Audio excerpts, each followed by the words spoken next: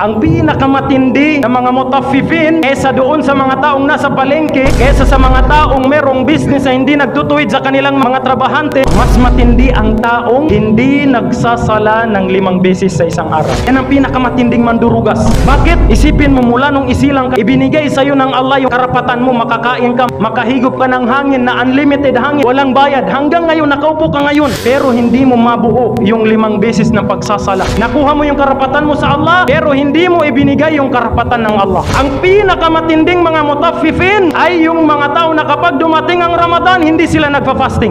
Yan ang pinakatuso sa lahat ng tuso. Ang pinakamatinding mga mutaffifin ay yung mga taong kaya nilang mag-hajj, pero hindi sila nag-hajj. May budget sila, may milyon sila, pero hindi nila nagawang ni isa man lamang na makapag-hajj. Yan ang pinakamatinding mga tuso, mga mandurugas. Kapag ang dinugas mo ang Allah. Isipin nyo, ang tinukoy ng Allah sa wailul lil mutaffifin ay yung mga tao na hindi nagiging matuwid sa kanyang kapwa-tao. Paano na lang kaya kung ikaw mismo hindi ka naging matuwid sa Allah? Gaano kalaki ang parusa mo sa Allah subhanahu wa ta'ala? Ang pinakaminsahe ng khutbah na ito, maging matuwid tayo sa kahit sino man. Muslim, Kristiyano, Hudyo, dapat maging matuwid ka. At especially maging matuwid ka sa Allah subhanahu wa ta'ala. Upang hindi ka mapabilang sa mga taong itatapon ng Allah sa bangin ng impyerno.